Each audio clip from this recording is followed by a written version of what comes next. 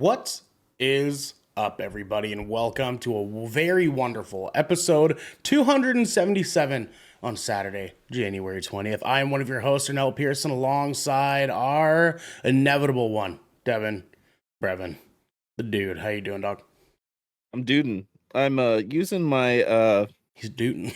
Reflect Design Company Hey, the coffee cup that thermos today. our boy Zach gave us. Okay, very nice, good sir.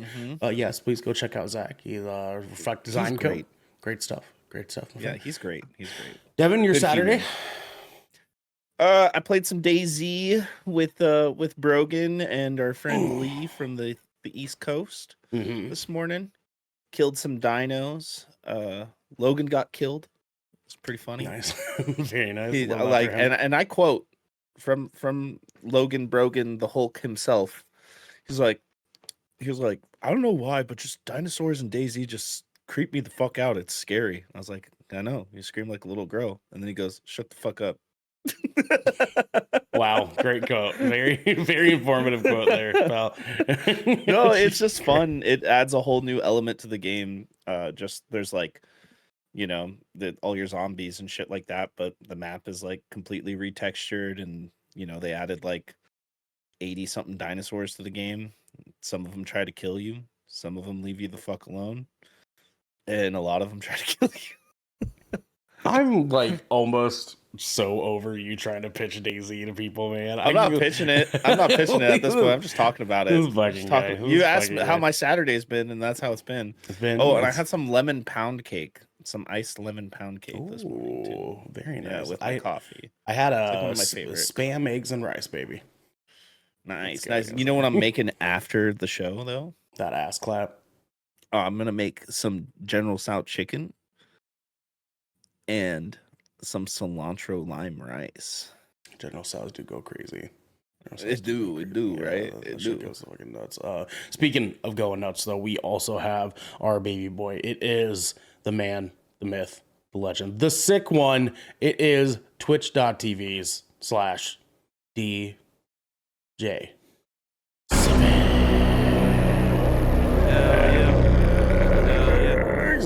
DJ, how are you feeling today, sir? You got the sickies the other day. How's it coming along now? It's better.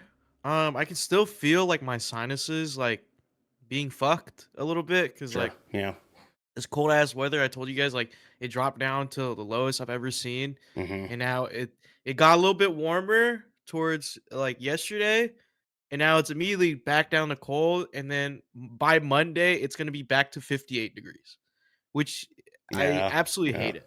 Yeah, I absolutely hate it. Because it fucks with because my mom got sick first, and then now I'm sick. Yep, that'll do it.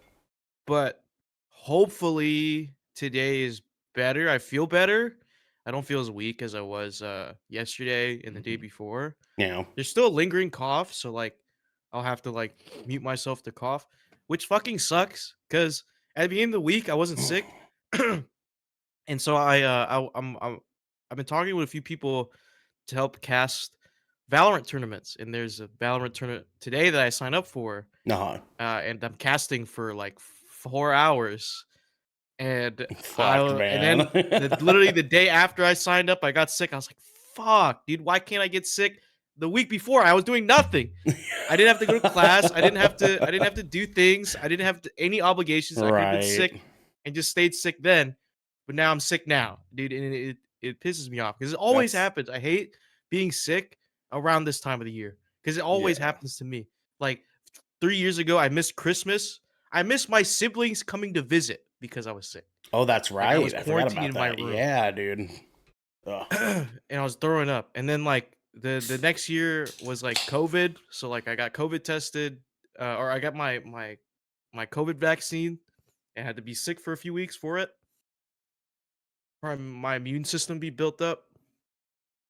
I just hate being sick at this time of year. Dude, I feel it, man. The worst. I wish my body was fucking built my immune system should be like used to this shit by now, dude. We get No, sick dude, at the same. I get your frustration. So I've like we know like I've been sick probably 5 times this past year. That's the most I've ever been sick in a single year in my entire fucking life. It's miserable. But the part about it that pisses me off the most, I hate getting sick, and I might have talked about this before on previous content.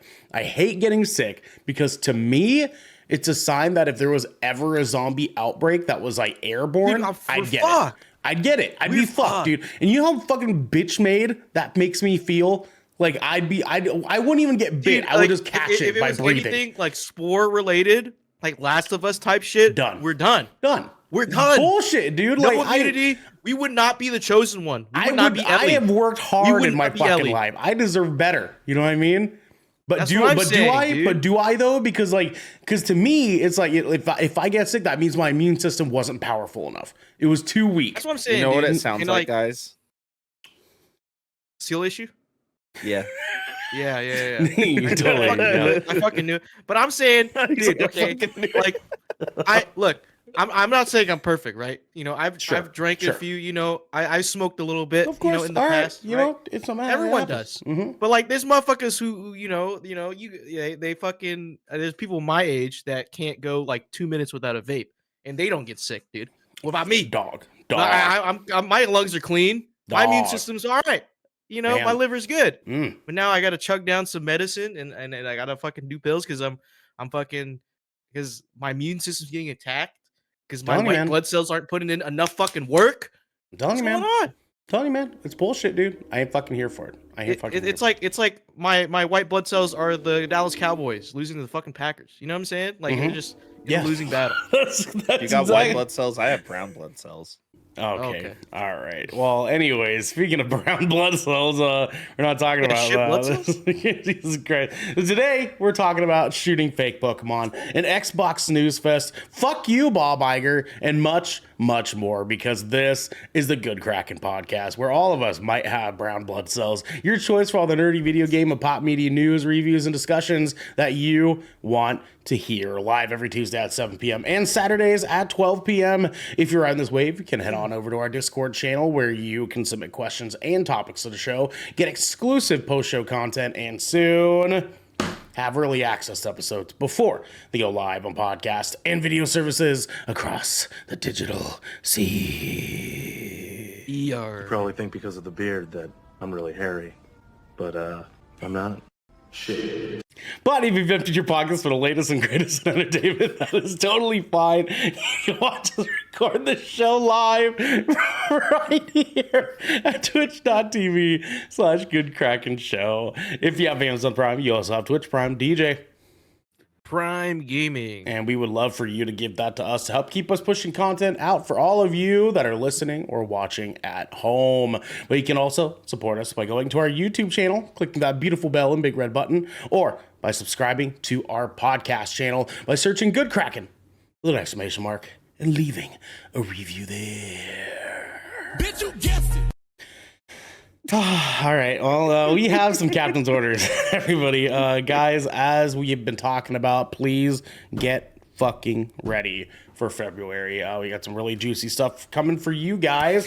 It's gonna be really fucking dope. We're excited for a little bit of a change around here. You know what I'm saying? A little bit of a extra spice around here, if you will. We're adding some more, Pizzazz. spices.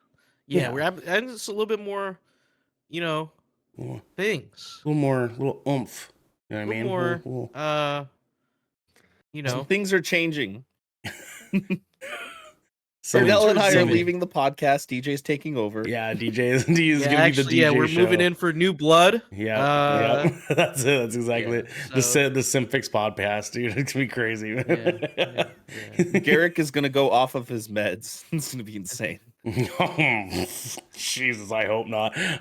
Anyways, guys, yeah, please be ready for that. In the meantime, we have our first main segment here, which actually I'm just again realizing that I'm fucking this up, but gonna add a little bit of a thing here, real quick. Just bear with me. I'm watching. I'm watching. What you adding? I'm getting it ready. I'm getting it ready. What you got? Go to start. No, don't restart. There we What you go. got? What Okay, you I'm got? gonna What you- end. what Click you got this. there? I gotta click this. I gotta Okay, you find. gotta do the Okay, thing. good Kraken. Kraken. Good Twitch Kraken. Okay. assets. Yeah. The helm. Yeah. The helm. New. Yep. Yep. Yep. Let's see. Let's see. Yep. Podcast. You gotta add that. Podcast. You gotta make Segments. sure it's not on loop. And Make sure it's got sound. open. And Yeah. Devin, what's the next time we're going to, bud? Well, you see, I have to leave my squad, Play it anyways. so I gotta make sure I man the helm. God damn it. Nicely job. I know. I'll figure it out. Eventually. Here, maybe at the in the meantime, I can try to maybe put that there. Just sit on it. Just sit on it. Just sit on it. Okay, yeah, well, I'll figure it out later on. But anyways, yes, the helm, guys, our news segment. We're gonna be talking about some fun news that's been coming by this week. We got a couple stories for you guys. Starting out with our first story, coming at you with Devin. Devin, please give him our first banger. Gladly. I Yes. just shook my whole desk when I did that. Yeah, you did. Yeah, you fucking did. Jesus Christ. Guys, Pal World sells over 1 million copies in just 8 hours as Steam servers struggle to cope with launch. And this is coming from Wesley Yenpool over at IGN. And my name is Devin, and I'm reading this. Pal World Thanks, has pal. sold over 1 million copies in just 8 hours after launch, developer Pocket Pair has said. Pal World, dubbed Pokemon with Guns, launched this morning, January 19th. That would be yesterday. Today is the 20th. And quickly shot to the top of Steam's best-selling games list and broke into Steam's top 4 most played games list by concurrent players. At the time of this article's publication, Pal World had overtaken Battle Royale PUBG into third place with 365,000 concurrent players and a very positive user review rating.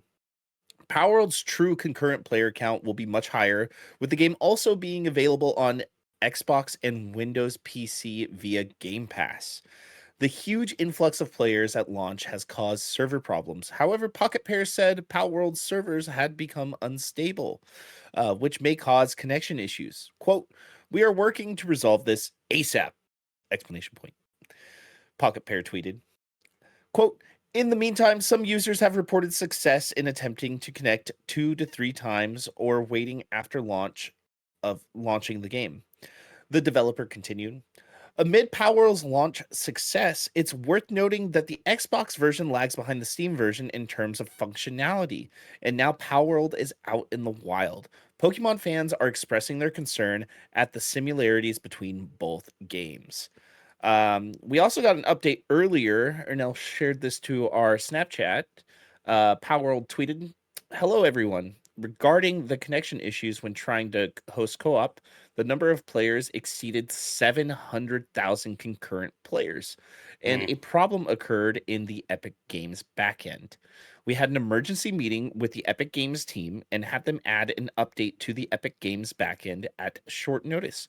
We have confirmed that this has resolved the connectivity errors and issues when hosting co-op games on Xbox and PC. You should notice an improvement in connectivity, and the errors should start to disappear shortly. Thank you for your continued support of Palworld." And that is from the official Palworld Twitter account. Because we don't talk about X's. Sure don't. Dude, the game's fun. The game's fun. I want to play more of it, like after stream. I've been itching, man. I've been itching since Do you last wanna play? night.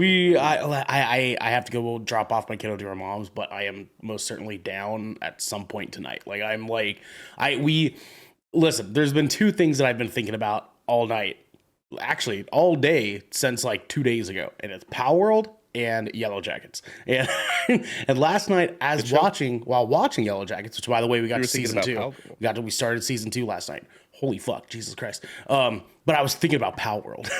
I couldn't stop fucking thinking about this fucking stupid game, man. It's fun, dude. I actually I kind of want to buy this on Steam, if I'm going to be honest with you. Because I heard that they actually have like dedicated servers running where it's like similar to like Rust or DayZ, where like you can join a server and there's random people on it. instead of having to like just play off of people's servers.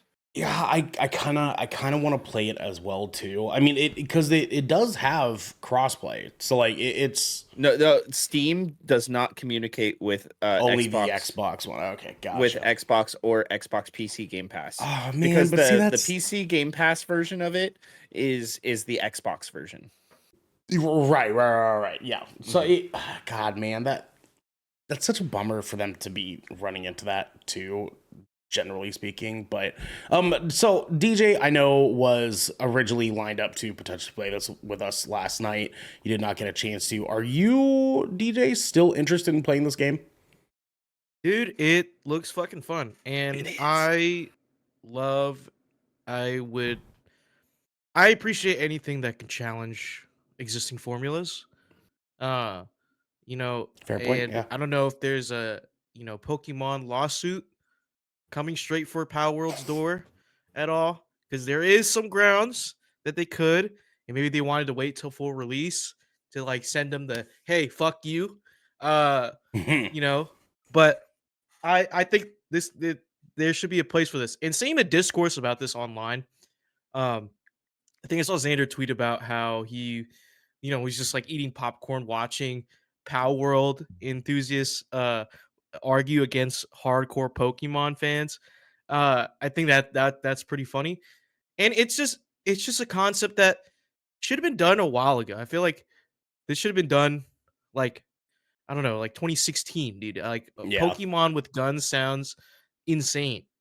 It sounds like an IGN article. You know what I mean? Like the Skyrim with guns. Yeah. With the Far Right. Cry. Right. You know See, what I Right. is that mean? the next thing we're gonna start seeing everything but It, with it comes guns? circle Guns, again. yeah, It's dude. Pokemon with guns. It's blah blah blah with guns. Yeah. It's Baldur's Gate 3 with guns. Oh my God, that's been a thing, there is dude. a Did you game. see that? There is a There's- game called Wasteland actually that's also made. XCOM 2. Yeah. Well, so they Wasteland is actually, more actually like Baldur's Gate 3. It's made by the original developers of the original Fallout games. guys, there's Mm. a mod you can put on Baldur's Gate that puts handguns Gives in people's a story in an hands. RPG. It's fucking so dope, dude. That's so dope. It's fucking hilarious. But I'm saying like Power World is so interesting to me because this is not the game we initially thought it was Mhm. before release.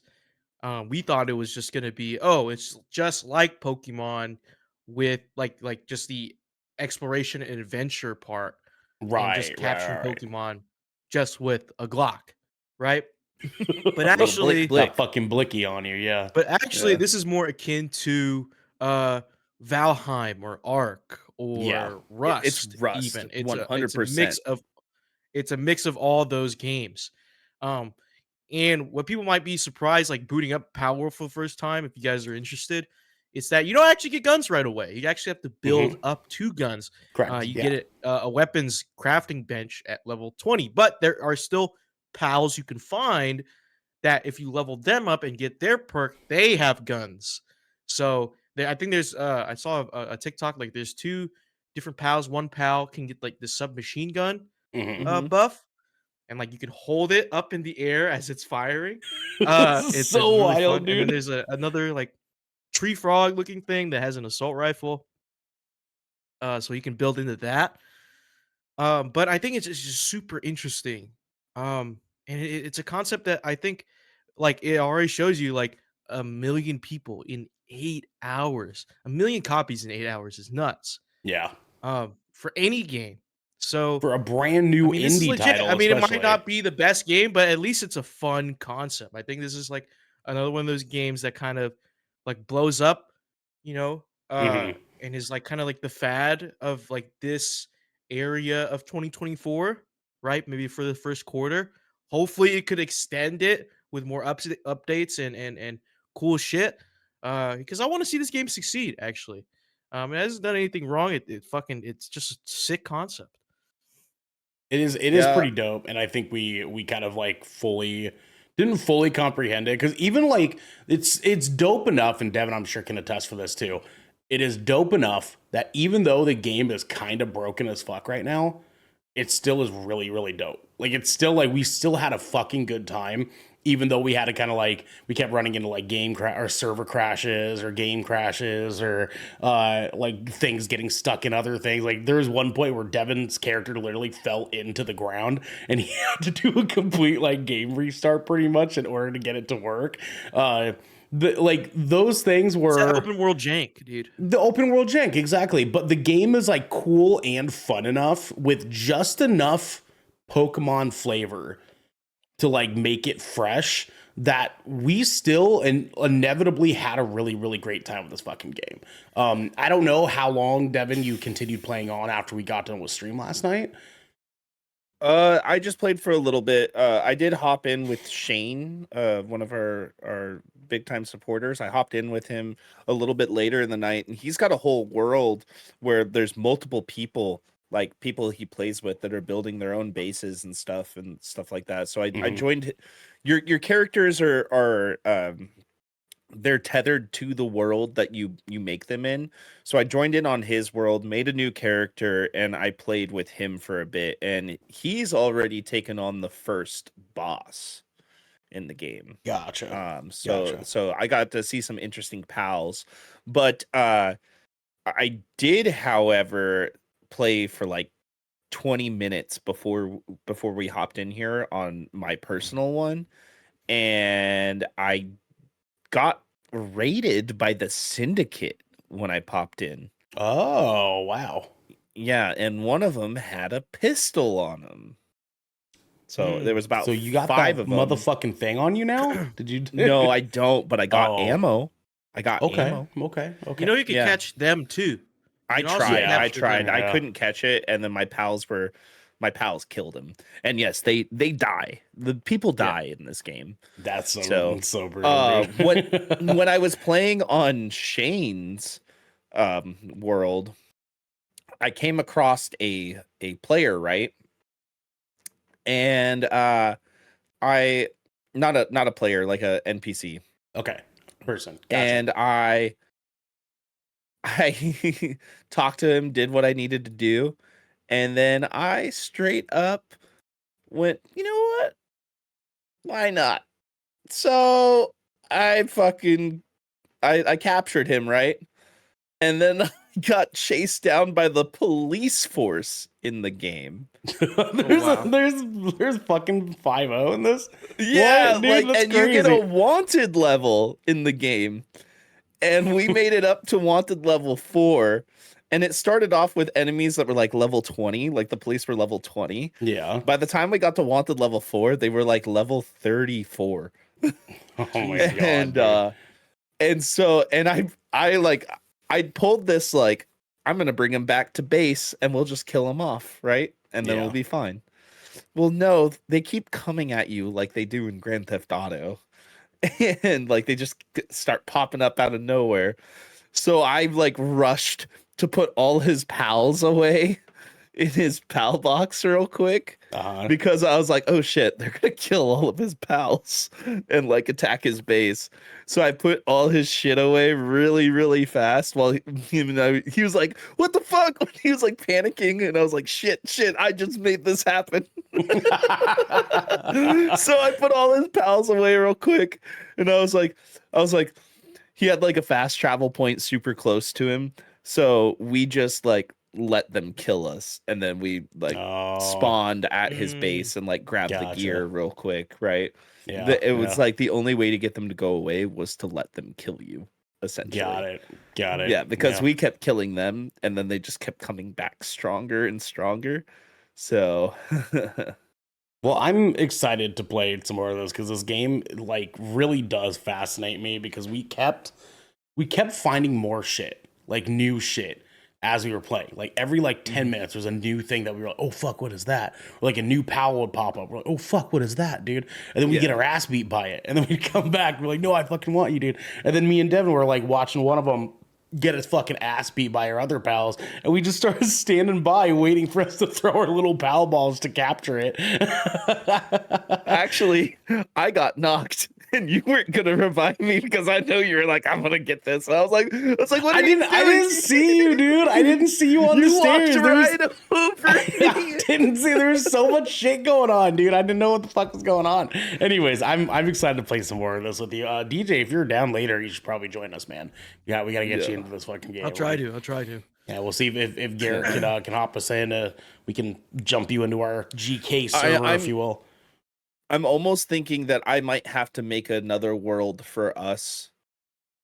See, this is why I'm not gonna lie. I purchased this game on Steam just now. I did. Okay. Just because that actually has dedicated servers that you can play on. Right. And I think with Garrick getting your PC, I think this is all something we should think about. So then that way we can have a concurrent world that we can all hop in whenever we have the free time. But Garrett can't jump into ours though. When he gets your PC, he can. Oh yeah, for sure. Whenever that happens, we'll see. We'll see how that goes. Yeah. Well, I just think that's what we should plan on in the future. That way we can get an actual GK server going. For sure. I got you, dog. I got you. Yeah, but I mean, honestly, I've played enough of the game already that I feel like I can give a hands-on first impressions review. And like, I grew up playing Pokemon. I love survival games. I play them all the time, Right. The game moves like you're playing Fortnite too. That I will say the controls kind of feel like that, like 100%. You can tell it's Unreal Engine assets ripped, ready to go type of deal. Dude, this game is like a solid 8.5, 9 out of 10 so far for me. Like, it's really fun. Yeah. I want to experience a little bit more before I start giving it any sort of like real sort of number thing or whatever. But, it is what it is. Either way, guys, I think we can go ahead and start moving into our next story here, which we have the other day, a Xbox Developer Direct that happened. Very interesting experience, which I'm sure we will get into here. Boys, I sent you guys the link in Stab Chat because the one that was on the show notes for whatever reason came up as a 404 or 404 error. So did it really? Because the one in the show notes worked for me. Yeah, I don't know why it didn't fucking work on my end. So I just sent you guys the link in Stab Chat just in case. But anyways, we have a rundown of the Xbox Developer Direct from the other day from Matt Wales over at Eurogamer. And we have just very easy thing to follow along here. So nothing too crazy. But firstly, we got a chance to kind of really deep dive into Avowed to kind of kick things off here. And we were aiming just for a general 2024 release, but they finally let us know that's going to be coming this fall for Xbox Series X and S and PC. Oh, God, excuse me, I'm burpy. And Obsidian got a chance to show us what the combat and like environments and like the quests are going to be looking like. And it was interesting because two reasons. One, they talked about how the game is going to be very morally nuanced, like some other games that we played with that were very like sort of, choose your adventure kind of stuff. But the other thing that Garrick mentioned the other night, that this game kind of weirdly is getting marketed as like almost seemingly like a VR game. Like the game just feels like a VR game, and I don't know if you guys felt the same way, so to speak. But when Garrick mentioned it the other night, I was kind of like, wow, that actually is like the perfect way to explain it, because there's something about this game that is deterring me away from it. And I don't know if you guys felt the same way either, but I mean, I'm interested to see what else they could potentially announce from there. So, I mean, the silver lining in all of this, right? It's going to be a day one Game Pass game, so we're going to be able to at least try it out. Yeah. Thank goodness for that. And then we got a chance to very deep dive into some information on Ninja Theory's Senua's Saga Hellblade 2. Senua. I thought it was Senua. Senua. My fucking bad. Senua.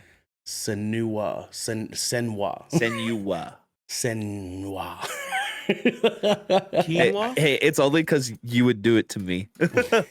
I don't fucking care about Sanua or Sanua. Anyways, we got a release date. It's officially coming May 21st of this year on Xbox Series S and X and PC.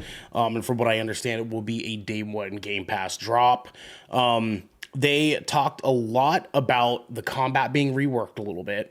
They talked about the game audio being way more directional than the first one even was, with them using fucking wild 3D audio shit. Yeah. And the story following our good old Senua. My bad, Jesus Christ. Trying to hunt down a trail of Vikings who has enslaved her people in Iceland. I'm assuming during the events of the first game, but we Yeah. shall see. I will say what was really cool when they were talking about the design of the game, when they showed the clip of the voice, the actresses that portrayed the voices in her head, and Yeah. how they were going around Walking around the microphone. Oh, dude, so That cool. that was so cool. When I saw that, I was like, that is smart. That is smart, and that is cool. And they like lean in just a little bit, and they like as they're doing it, they're whispering and leaning into the mic and pulling away at the same time, so it sounds like the voice is coming in and fading away. I really like how they did that. It's just like the organic like production behind it. And then And also, I know you and I trip over that kind of stuff because yeah, of music the production. audio engineering. Yeah, dude, Yeah. it's fucking nuts, man. But also, they talked about how they are working yet again with the psychological professor that helped them as a sort of educational direction on the mental health aspects of this game, and how to make that sort of come to life a little bit more for us. And so it's very interesting. This is actually probably my favorite part of the direct. Was kind of seeing like how this could potentially be a little bit different from the first game.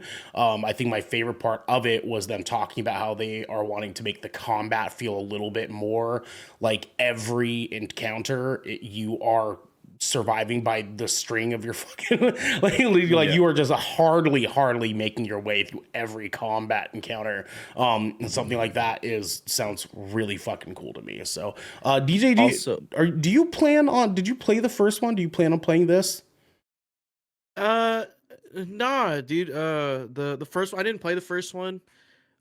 Mainly because it kind of just flew under my radar. Sure. Like I didn't see anyone I know play it, and I didn't know it existed. Oh, okay. So, Okay. no, that's completely on me because I didn't know like people were so into this game. I knew like I saw a little bit of it, Yeah. and I was like, oh well, this is kind of cool, like tech demo type thing. Uh, but I didn't hear anything of substance behind it. It just looking gorgeous for its time. Right. And still looking great today. This second one, hearing you guys talk about it, hearing you guys, you know, and the trailers that were shown off today, to us, and this direct, I'm mildly interested. I just worry about the combat because that's what I think it's the only gripe I heard about the first game because it's just kind of boring. Sure. Because it Okay. was just more to showcase visuals and like other tech um within the game and its engine. Um so that's the only thing cuz like if it can capture me with both gameplay and story and substance, then yeah, potential game of the year on our hands. Yeah. It looks great. It's something that I think a lot of people can get behind. It's creepy. I love the world art design. Um and it's cool that it dives into um mental health, having the main character uh be a victim of psychosis, and seeing how that manifests into their world, and experiencing that firsthand. It might turn some people off because some people actually do experience that or have a loved one who has experienced that. So maybe it's trigger warning for those people. But it'd be interesting to see how that plays out Yeah, in dude. gameplay form. For sure. I will Devin, you were to chime say, in. Yeah. the game has been applauded for its representation of of mental health. It's Specifically actually psychosis and highly schizophrenia, acclaimed yeah. for it. So I wouldn't worry too much about that unless it's something that you personally might struggle with, which would be totally understandable. You know, like if it's something that bothers you, then absolutely. Um, that could be a barrier to entry, but it's been portrayed in a very like ethical way. Mm. I will say, which is really cool. I will say too that the combat, yeah, I can see where people would have been sort of lost in the sauce, if you will, when it came to the combat. What I will say is that there are some mechanics in the game that spice up the combat, but they don't like point you in the direction of using those mechanics very well. Like you don't really know that those mechanics are like used for, because you basically have like an overdrive effectively, where like it, like if you're ducking and dodging and weaving and smacking your, you know, your enemies like enough times consecutively, you get this like sort of like overdrive trigger thing that you can like go into, or like you do extra damage for a little while, and that sort of like spices things up a little bit both visually and mechanically. But they don't ever like tell you how to use it in the game. You kind of have to just like accidentally stumble upon it. And I spent like probably the first entire half of the game not using it because I didn't know that it really existed until I accidentally just What's the combat more akin to? Is it like God of War? God or of is War. it like Yeah. Yeah. Like Okay. very basic God of War. Yeah, like you're not Ah. throwing your axe and doing this stuff. You're literally like ducking and moving side to side and like trying to, you know, find an opening. So it's kind of a God of War / Dragon's Dogma style sort of like a combat. It's like scheme. Rise, Son of Rome, actually. Yeah, I think that's probably a good example too. Because it's got some weight to it when you're moving around, and which I kind of appreciate because they're trying to portray this as just a person doing, not like it's some just a person. godlike figure. Yeah, it's just a person. woman with a sword, and she's just trying to fucking survive, you know. And Yeah, I think that they do a good job of doing that, but I the feel story you know, is beautiful, by the way. also brutal as fuck. But Yeah, that's what I mean. It's a well handcrafted story. And one other thing that's really why the game looks like it's a cinematic the whole time in the second one is because they geographically mapped Iceland and used landscapes from Iceland. They like went 'Cause out you had there the with tech like to do it 12K now. cameras. yeah. Yeah, they got the tech to do it. Mhm. Will it be better than Baldur's Gate 3? Shut the fuck up. And let's move to the next part. So as we were watching the Xbox Developer Direct, they actually had this table thing that showed Avowed and Hellblade and fucking Indiana Jones. Ara and Indiana Jones on them, and then they were like crossing them off as we were going through. So they crossed off Avowed, they crossed off Hellblade, and then out of nowhere, there's this thing on the screen that said guest has joined, and like the thing slid over, and then suddenly we got the Square Enix logo up in the upper right corner, and then suddenly Visions of Mana pops up on the screen, thus announcing that Visions of Mana will be coming on Xbox. And I mean, listen, it's a Mana game. Like we talked about this before, where like the Mana series has been something that has been like has had a cult following for a really, really long time. Being a sort of effectively Final Fantasy spin-off is kind of what it was, starting from its origins. And they got a chance to kind of go in here and show us a bunch of like different gameplay stuff on it. You can effectively ride this like cute like pangolin dog creature thing. They had the creature designer for the Mana series. That's been the creature designer for the Mana franchise since the beginnings. Devin, yes? He's also the like original creator of Mana from way back in the day. He didn't just design the creator. He's the actual creator. He was the guy series. who made Final Fantasy Adventure when like at day one when that was the original Mana game. And he's been there since day one, dude. And it's awesome for her to kind of get a glimpse of him talking about his creature designs and stuff in this. They talked a little bit about the party-based combat, things like that. It's a mana game, and they are kind of leaning in the direction of kind of having some more like action-focused combat rather than turn-based stuff. And it looks pretty cool for what it is. I'm not a crazy mana franchise fan myself, but that pangolin little dog thing is Yeah. too fucking cute. If it comes to Game Pass, I might try it out, but It I is, don't know yeah. if this. It is. It is, yeah, I all- might all try these it out games, yep. just because, like, me and Final Fantasy and games that are alike to Final Fantasy, we just like coexist with each other, and it's a partnership, and like I have to at least try it. Of course, of course, of course. Well, after we got that brilliant news, we went to Oxide Games, who got a chance to talk about Ara History Untold. That is a pretty damn big historically focused RTS game that is coming in and doing some really interesting stuff. So they talked about in length how you have a screen of like a wall of different historical figures that you can choose as your sort of like character to play with, which, as we know, that doesn't really make a whole bunch of difference in games like this. But it was cool though, because they got a chance to talk about more specifically how the game functions with you trying to start a civilization that is in its rawest bare bones, and you're growing it to even up to a futuristic society. Over the course of the time of the map and stuff like that. And the map that you are on is a procedurally generated Earth. So the entire map is changing over the course of that time, along with your society or civilization that you are creating. Some really, really interesting stuff on here. I am not a crazy big fan of these games myself these days.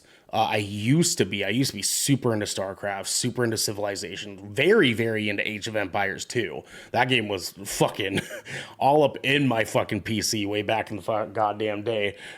Is this something that you're into as far as games like these days? It's interesting that these were former Civ devs, right? They're former. Civilization, yep. Yeah, so I enjoyed the Civ series. I got my start in Civ 4 and 5. I still have Civ 6. I still yet to play it with some people. It it looks interesting because it seems like Civ, but like redone in a better like 4X strategy way. Yeah, yeah. Um, I do want to see how they're going to incorporate. They showed a little bit of what changes that you make within game changes the map, Hmm. and that's in terms of like how polluted it gets, and like how many resources you're mining for, and like the procedural world that's created starts to either decay or flourish. I want to see how that works real time. Um, and it's interesting, maybe like from what I saw of the direct, I had to watch it muted because I was in class. Yeah, Um, yeah, yeah. How's that work when I was so watching those? Yeah.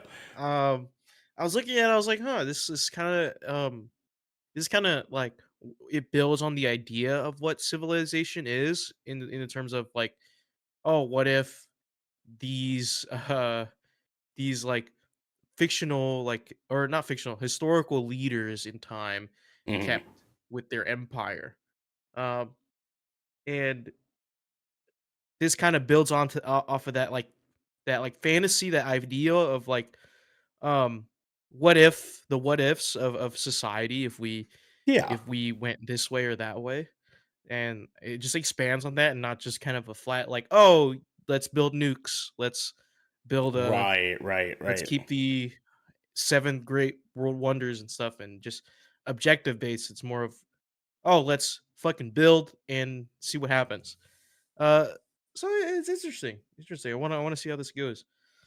Yeah, I mean, like you were saying, like the cool part of this is actually getting a chance to kind of like play around with the idea of like, what if Cleopatra, came to power and like her civilization took over the world? What if Genghis Khan Mhm. actually did succeed in taking over Asia? Like things like that. That like are historically speaking very interesting to kind of go back and look to, especially play out. I'm very, very most keen about that world thing that you were talking about, DJ, because like the one thing that like, you know, Forks games obviously, and, you know, games like this typically don't really touch like the environmental side of that, like the environmental impact of like what you're building and how that could be affecting the world around your civilization.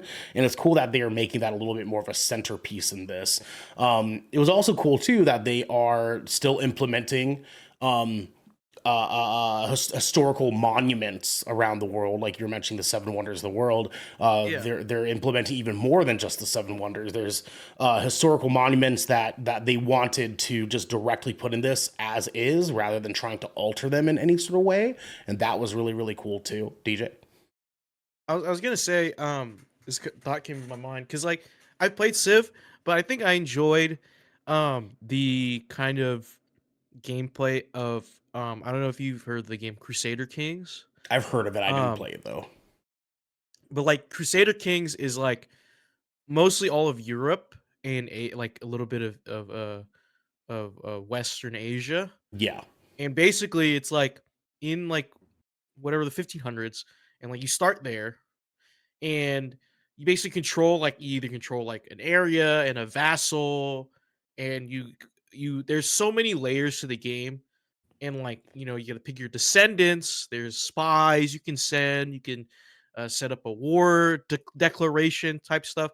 So I wonder how deep this game is, because like Crusader Kings compared to Civ, Crusader Kings is like this deep, and Civ is like up here. You know what I Very mean? It's like surface very level. Yeah. level. Yeah.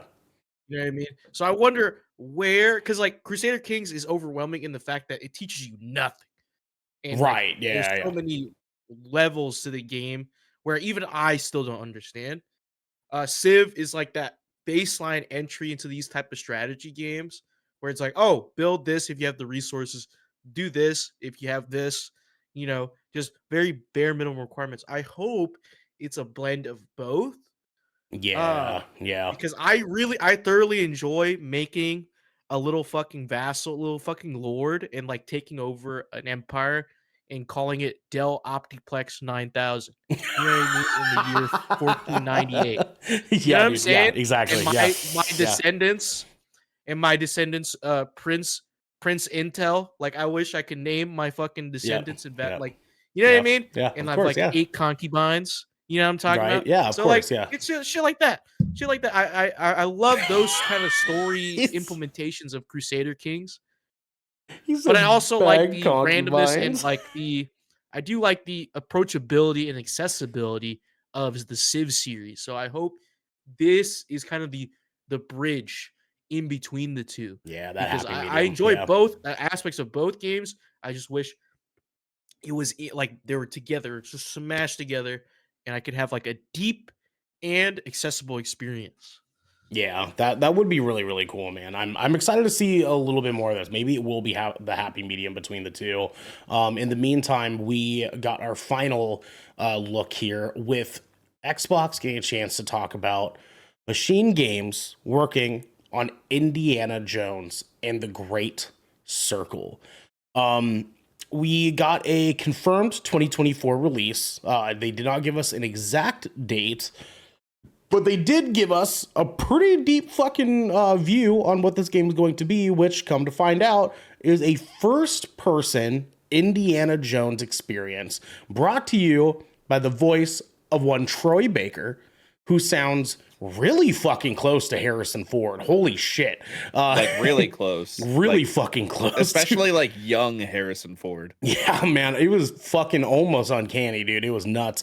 But yeah, we have a first-person Indiana Jones gameplay story here, and it looks fucking dope, baby. It looks fucking dope, yeah, dude. it Like looks this was fucking rad to see, man. Devin, I know you and I, this youngin' here doesn't fully comprehend, because we grew up with our parents being like, "Yo, Indiana Jones, dude," and we were like, "All right, straight up. fucking Indiana I Jones." grew up dude. with Like, all these movies. I grew up with these movies like I grew up with Star Wars. Like, yeah. Now, yeah. and and obviously, Lord of the Rings, honestly. I don't want it to be out of turn. I don't know if maybe DJ's dad really was a fucking diehard Indiana Jones fan. I don't fucking know. He was. Hey, lit. Fucking that's dope, dude. So DJ can kind of comprehend this a little bit.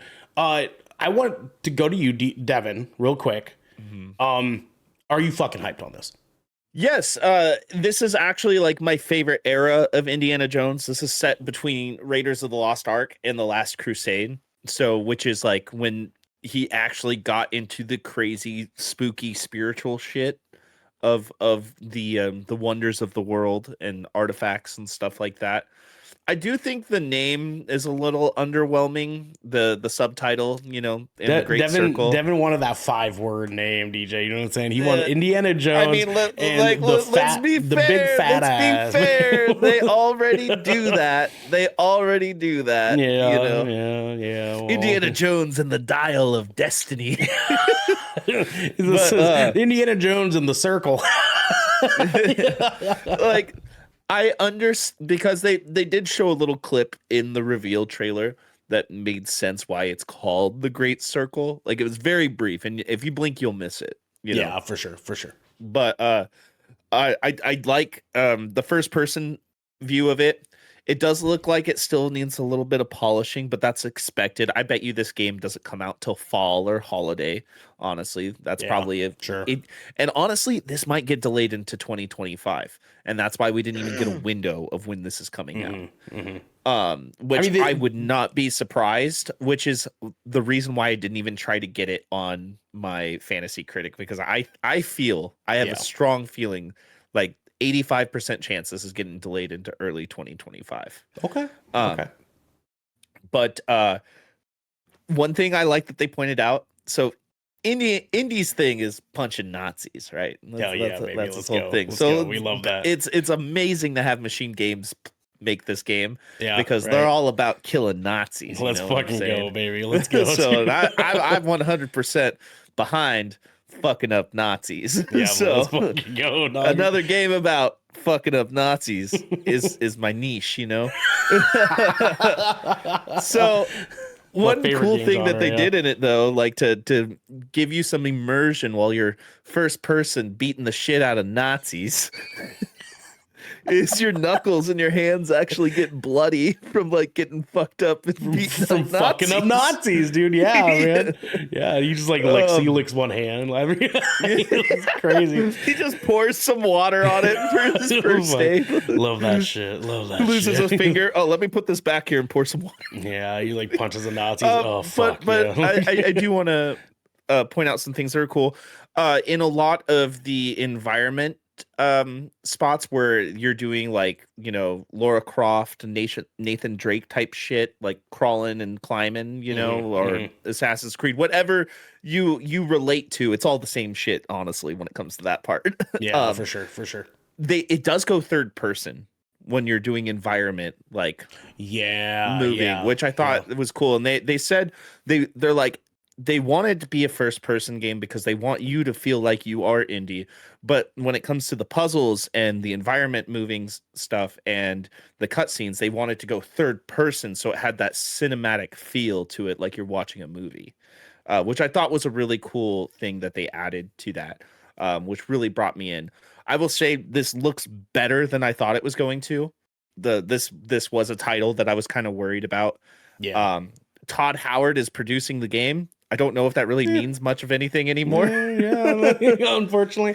But the devs at Machine Games are wonderful, and they haven't missed in the last decade, honestly. Yeah. Youngblood is probably the lowest rated thing they've done, and that still was a fucking kick-ass game. Yeah. It's, so I'm excited to see how this goes. When I had Logan watch the trailer to this, when I told him about it, he watched it, and he's like, once he heard Indy talking, he's like, did they use AI? And I was like, dude, he's real close, man. Fucking close, dude. And I was like, no, that's Troy Baker. And he's like, whoa. He's like, that guy is so talented. I was like, I know. Fucking talented, man. He's so good. Oh my god, dude. And you know what happened out of that conversation? I convinced him to start Guardians of the Galaxy because I told him Troy Baker. Star Lord. So he started it. Damn it. So fuck you, God now. damn it. Fuck me, man. DJ, are you sold, brother? Did you watch this trailer? Are you fucking in it to win it? I watched a little bit.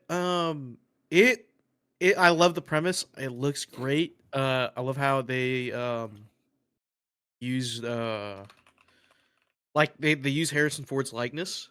Yeah, right. Which I'm guessing they just grabbed it from him or like what they used for the movie, the latest movie. Hmm. Um, I am skeptical about the first person view because some of the clips that he showed, maybe it's just like it's early in the game. Sure. To me, it looks like it caused me a headache. I don't know, like the way the camera bobs. Uh, it just looks. I don't know. It gives me like sight motion sickness. If you know what I mean. It's like I feel like some actions that he's doing, he's moving. It's not supposed to look like that. Yeah, sure. Like I use cool. Like you get to use the rope. Rope technology that we saw in The Last of Us 2. Yeah. The only white guy with a whip that we will Stop it. Stop that right now. allow. Stop that right now. you fucking stand down, soldier. Jesus Christ. The only white guy with a whip that's punching Stop it. Nazis. Stop it, man. DJ, continue. Yeah, it's a cool concept, and I want to see it, and I definitely think, and hearing Troy Baker, because I went back and looked at it, hearing Troy Baker as Indy is, it's fucking scary how accurate he is. Like, Yeah, how close. right. Fucking hey, Dude, man. it is scarily accurate. And it's definitely something I'm looking out for. I'm just worried about the first person aspect because it does look maybe just because it's on a console. Maybe they were showing it on a console and like maybe the FOV is like scrunched up a little bit, Yeah. right? And you probably change it, hopefully. But all in all, it looks great. It looks exciting. Yeah, man. I am definitely sold on this myself. I do understand that like it's pretty early still. Like I'm sure that there's a lot more work to be done on this game still. So I'm going into what we had seen with taking it with a grain of salt a little bit. So but I think overall generally they have a really really cool idea here.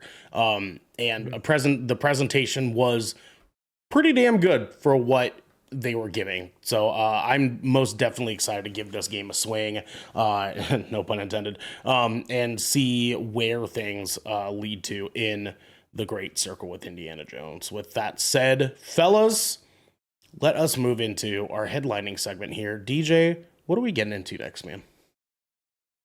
Well, ladies and gentlemen, better protect your fucking necks or else you get sick because we're going to the gallows. The gallows. There we go. There we go. I keep forgetting fucking have those splash screens, man. But hey, we're here, guys. Today for the gallows, our headlining segment, we are talking: can Disney Plus fix the fucking problem? So here's the deal. Pixar, some sources at Pixar have directly talked about the company gearing up to do some really, really fucking massive layoffs this year. And more specifically, having that happen because Disney is trying to make the streaming service, Disney Plus, more profitable. So here we have, I linked you guys there in the show notes, an article from TechCrunch. Sarah Perez talks about how an insider that they had contact with at TechCrunch has talked in depth about how they're going to be doing layoffs at Pixar almost as high as 20% reduction of the Pixar team. Pixar is saying that it might be that those numbers might be a little bit higher than they're actually going for. However, they are still, yes, definitely looking at doing some layoffs in their company. However, the reasoning being that the layoffs are mostly going to be focused on the headcount of people that were hired for Pixar's team that works on Disney Plus content.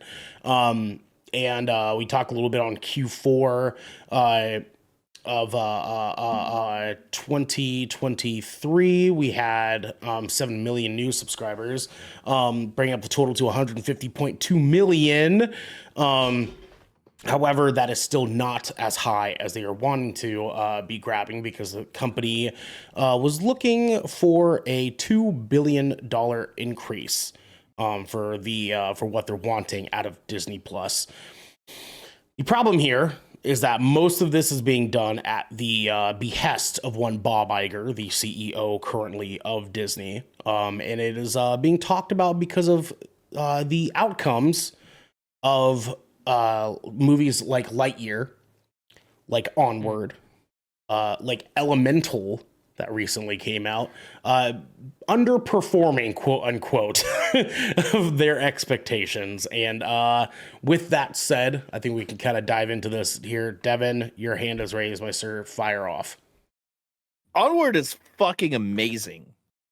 That movie rules. That is one of the best Pixar movies that they've come out with. I fucking love that movie, man. I fucking love Yeah. that movie so much. Oh, That God. movie is so fucking good. I've sat there and while you have been thinking about this, Lightyear, I thought Lightyear was fun. I thought it was a fun movie. There's some things that could have been a little better, but like solid movie in my opinion. I've seen worse Pixar stuff, you know. Yeah. I'm going into this and I'm trying to think, has Pixar really made anything for Disney Plus? Yeah, no, they absolutely have. Was that Turning Red? Yeah, they worked on Turning Red, Luca, and Soul. Because Disney. Well, no, but Soul and Luca were released theatrically first, right? I want to say that they were. I don't think so, because those came out during the pandemic, dog. And so they talk about in this article how like a lot of the issues started during the pandemic when Soul, Luca, and Turning Red were released directly to Disney Plus. And because of such, business strategists are talking about how they have shot themselves in the foot, because their audience is now they've gotten used to movies just dropping day one on Disney Plus. And so people are now having to get used to going back to theaters with their kids for these, theatrical releases, and not everybody wants to fucking do it. I personally don't feel that that's necessarily the case. I personally feel like Disney / Pixar in this case have made decent movies with lackluster marketing. Because these movies, even though like Onward is dope, we liked Soul, Luca is good, Turning Red was Luca's awesome. great, actually. Luca's great. I feel like their marketing has been very strange with all these movies, because they hardly marketed Soul. They barely marketed Luca. And they re-released it. You guys seen the re-release of Soul? Mm-hmm.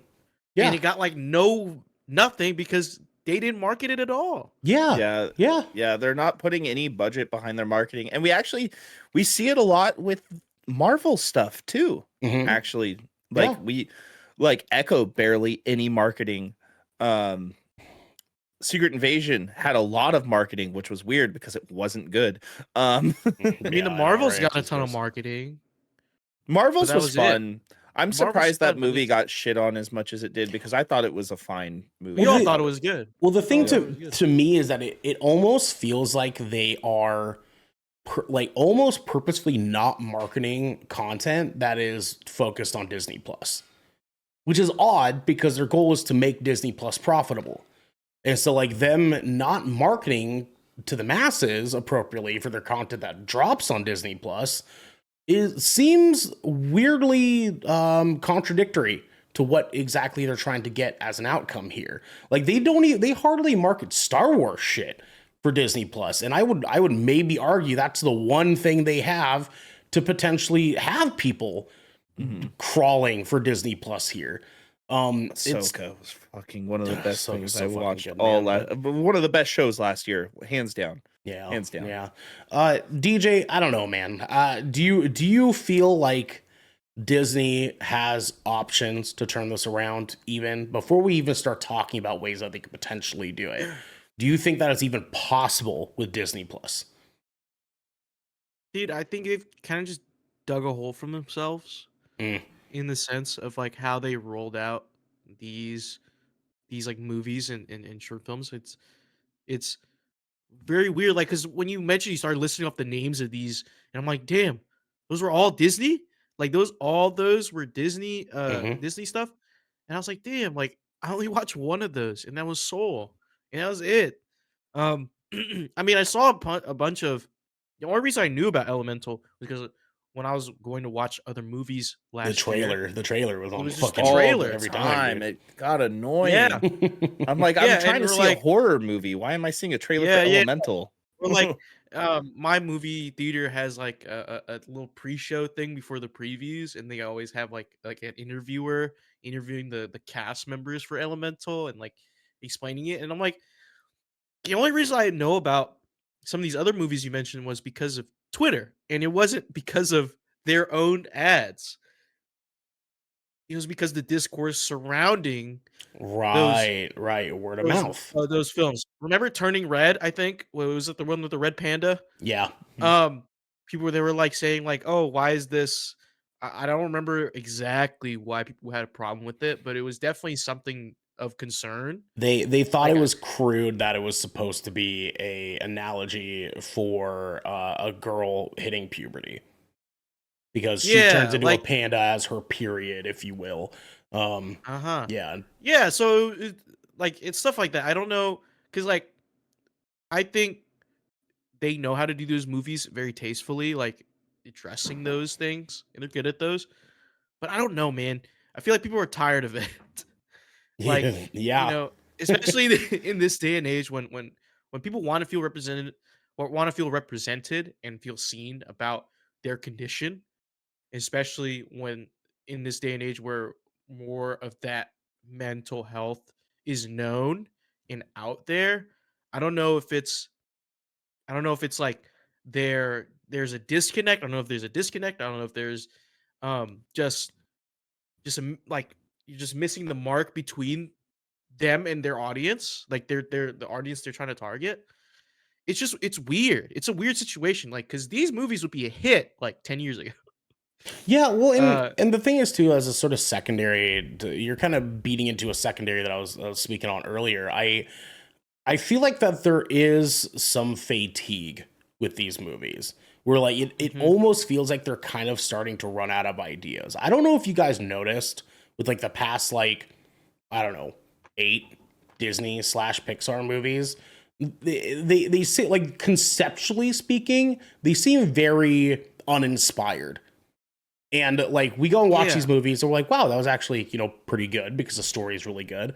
But like generally speaking, like the plot itself is one thing, but we've seen these movies and stories before. Like they're not really yeah. doing I anything I think new these days. they can't sell us on the concept. You know what I mean? Hmm. Because I think there's nothing wrong with the movies itself, Yeah, right? right. Because they like people who I've heard people who've seen Elemental think it's like the fucking best animated movie ever, Fucking weird. right? I haven't watched it yet, but Yeah, I it's don't, weird I don't know, that there's man. like this like small group of people that went to go see it. They're like, "Oh my god, I cried." but then, but when Like That's you, how but every when you look Pixar at, movie should be. but when you look at what Elemental is about, it's just an analogy on it's just interracial relationships. and like And people who hear about that, they're like, "I don't want to fucking hear about that shit. yeah, I deal with I that already shit watched on the it. daily." I've already seen Yeah, that why do I need before. to Like I watch it? don't like yeah. Yeah, I'm in a racial relationship. I know the hardship. I don't need to like I don't need it spoon fed to me, Right. you know. Right. You know what I mean? So I think it's just I don't know. It's like they need to find who their core audience is again. Because Yeah. clearly it's not working either way. Like Yeah. it's not working with people like our age and like in our age range. You know what I mean? Cuz like we deal with this shit every day. We don't need this explained to us.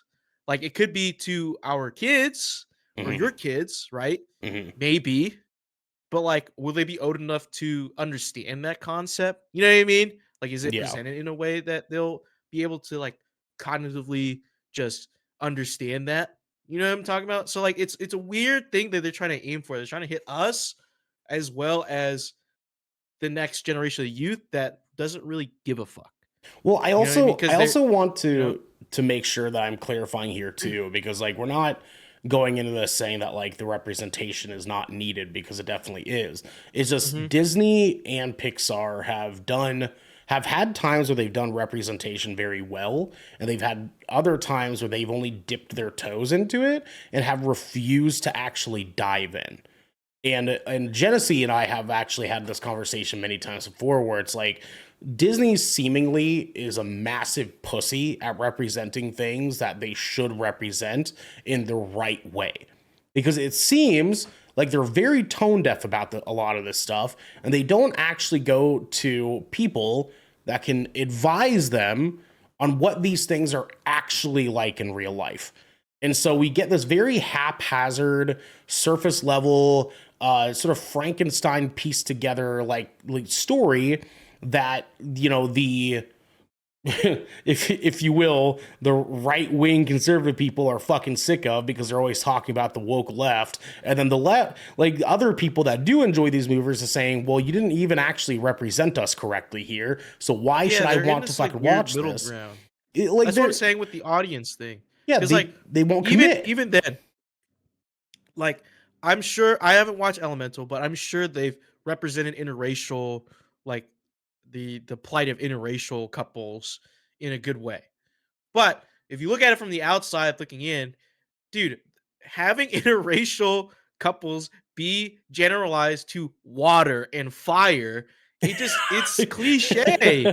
We've It's seen Earth, it wind, and cliche before. fire, and We've it's seen baby. that before, dude. yeah, Like, and it's like and it's not even like and it's also very misrepresentative because it's not like we're not different like interracial couples aren't different species, right? They're not different, you know what I right, mean? They're right, not right, so right. drastically different, right? Well, they're still both human. Mhm. So like I guess maybe you could say that oh we're all elements. But like it just doesn't make sense.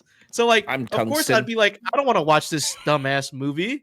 But like I'm pretty sure if I went to watch it I'll be like wow that was very moving. And but just the concept of just looking at it for surface level it's like oh water fire not supposed to mix but they do. Like it's so dumb. It's just so like feels like they're just not putting any love into these movies anymore. And it's just Not at all. I miss the days where a Disney movie was coming out once every like 3 years at the soonest. And they come out and it's this really dope original concept, original like story that hasn't been like presented before. And we watch it and we fall in love with it. We say, wow, that was a fucking dope Pixar movie. Or that was a fucking dope Disney movie. Or that was a fucking dope DreamWorks movie. And now we're kind of like the thing we're getting them so often, and they're just pumping them out to just touch all the bases. And because of we're getting so many of them now that we're kind of like, well, you're not even like a shared universe like Marvel. You're not even giving us dope content like Star Wars. Uh, so what are we getting out of this, right? Oh, well, more Yeah. remakes. That's fucking great. More live action remakes. Remakes. Cool guys. We'll take those, I guess. And then they talk about how Pixar runs a like $200 million budget per movie, but DreamWorks has a like 70 to $145 million budget per movie, and they came out with dope ass movies like that last Puss in Boots one, which is fucking remarkable, that goddamn movie. They like, I don't know what has to give here for Pixar to finally figure it out. What I can say is layoffs aren't fucking it. They're not fucking it. I don't know Hell what no. the fuck Bob Iger is thinking. Hey, let's fire 1,300 people.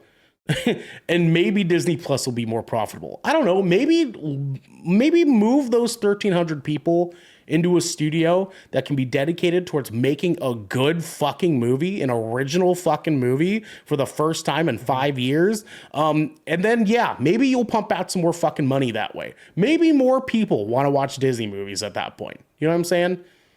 Yeah. God damn it. God damn it, man. I think it's like I think they just need Kevin, you're to muted. just make a new like you said, make just a new story.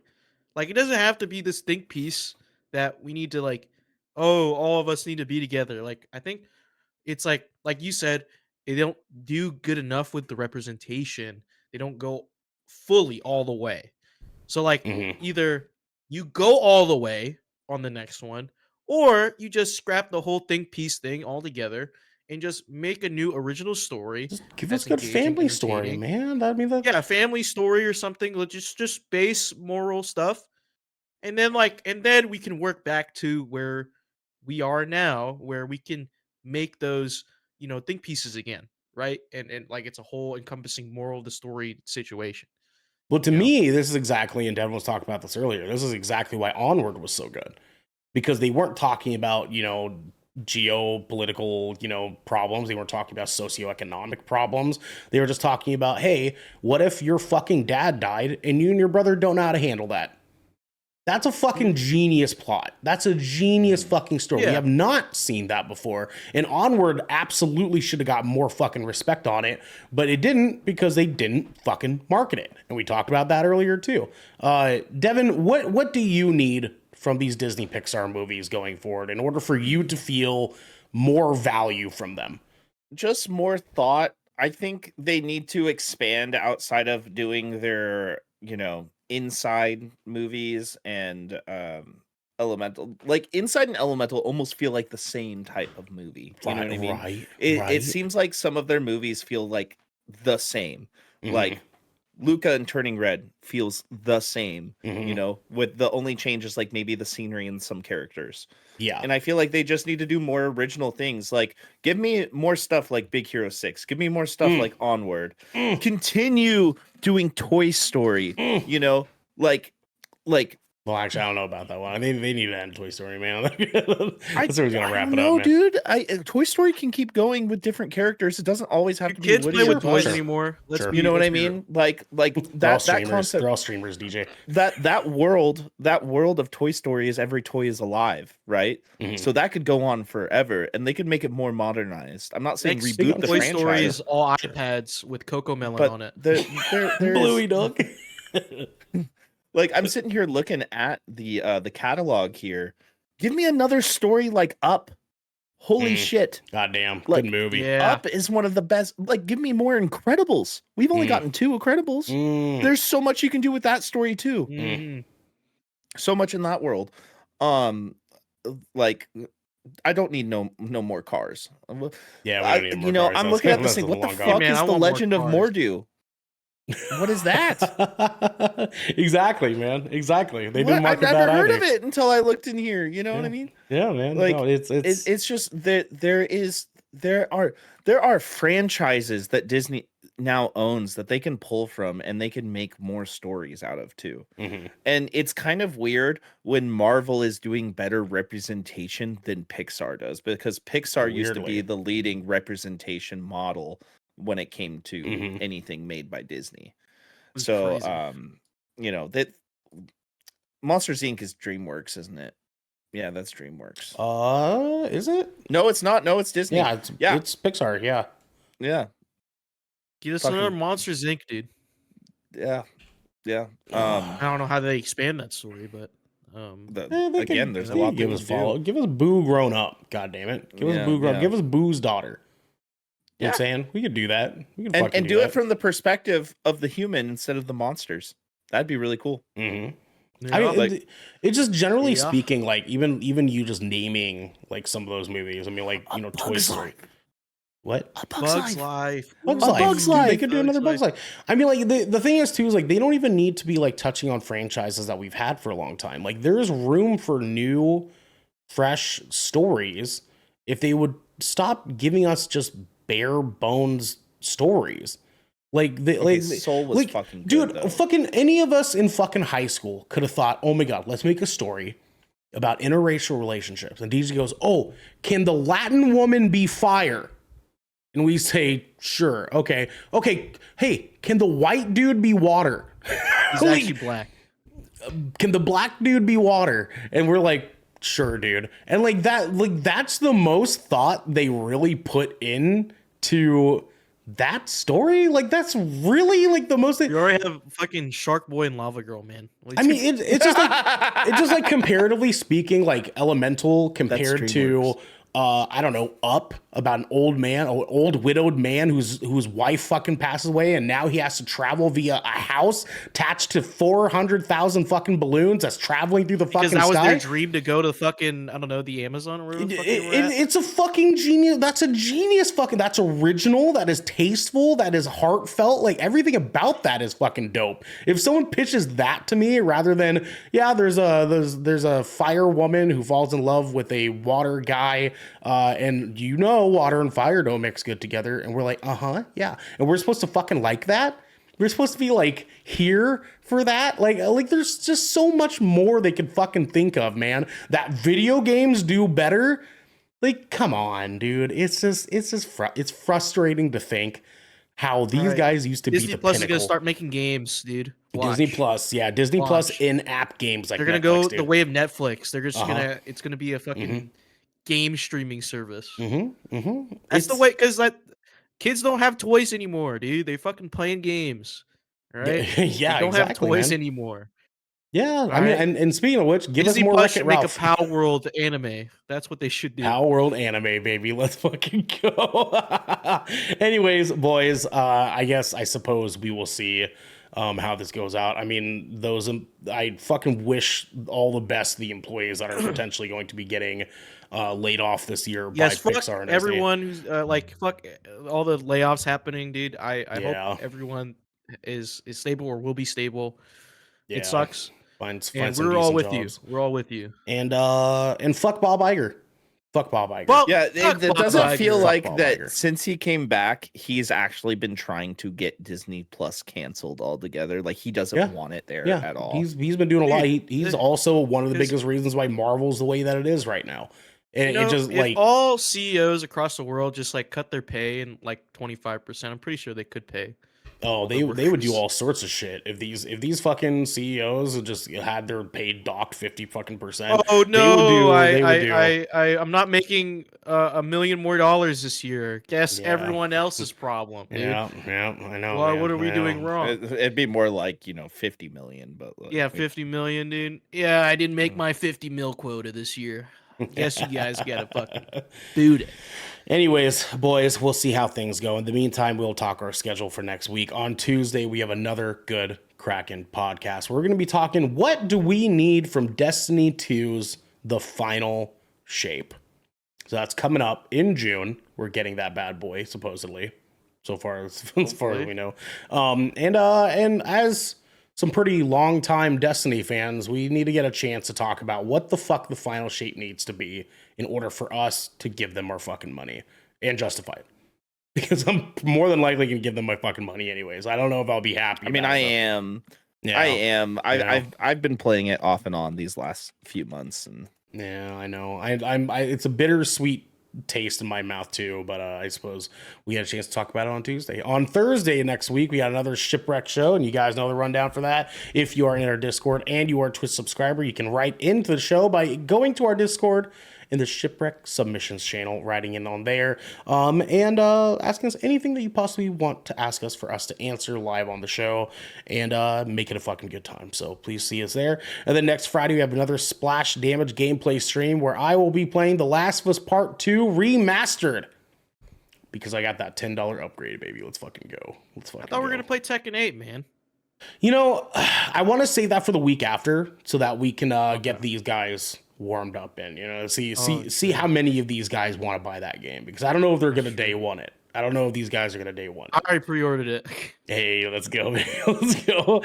So anyways, I will be playing that. I'm gonna try to see if I can talk Garrick into coming in for that. I'm gonna see if I can talk him into it, but we will it's see. gonna be fun as fuck. It's gonna be dope, dude. I'm so excited, man. Dude, I'm on it like white on rice, Let's man. fucking go, baby. Then next Saturday, we got another good Kraken podcast, 12 p.m. Pacific time. We're going to be fan casting the new Kang the Conqueror. Going to get a chance to talk about who we want to be replacing the unfortunate Jonathan Majors, who has been... Yeah, you want to watch that Good Morning America interview?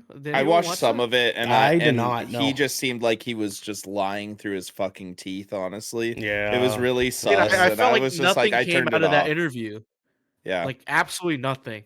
Like, I just saw the memes, and it was just nothing else. Yeah. It was the most, like, I'm gonna try and play victim interview. But- I've seen in a long time. Disney owns GMA, so like people were saying like they wondered if this was like a PR media thing. test, Yeah. like to see if Jonathan Majors is still favored, so they might bring him back in the future. But I guess with how that went, I mean, he's not coming back ever. Yeah, this dude ain't I coming don't back, know bro. which direction they're gonna go. I can't say what they're gonna do. All I'm saying is before Robert Downey Jr. was Iron Man, he was a fucking shit show and like went to jail. Yeah, and but he everything. wasn't a part of Marvel before then. You know what I mean? So like, Yeah, I don't know. Yeah, and it was a yeah. different Hard- time. It He- was a It's a different, different time. Hard to get away with that today, dude. I He, swear. If- he also did some recouping before he ever got offered he was by going Iron through Man. rehab So and he shit, was I think. he was kind of fixing his life a little bit before he got hired for that. It's not like he got walked out of rehab and became Iron Man the next day.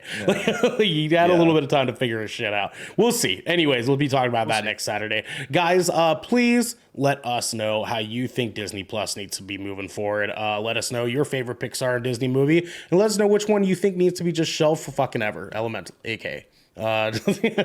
Just kidding. Anyways, please comment below. Please let us know on Twitter. Please let us know on our Discord. We want to hear from you guys. This has been the Good Kraken Podcast, your choice for all the nerdy video game and pop media news, reviews, and discussions that you wanted to hear live every Tuesday at 7 p.m. and Saturdays at 12 p.m. right here at twitch.tv/Good Kraken Show.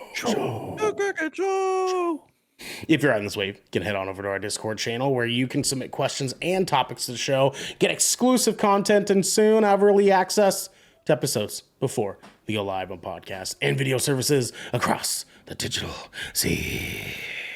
Yarg. Thank you, sir. You can also support us by going to our YouTube channel, clicking that beautiful bell and big red button, or by subscribing to our podcast channel by searching Good Kraken with an exclamation mark and leaving a review there. We have to get going, everybody. But until next time, my friends, be good to each other. Oh yeah.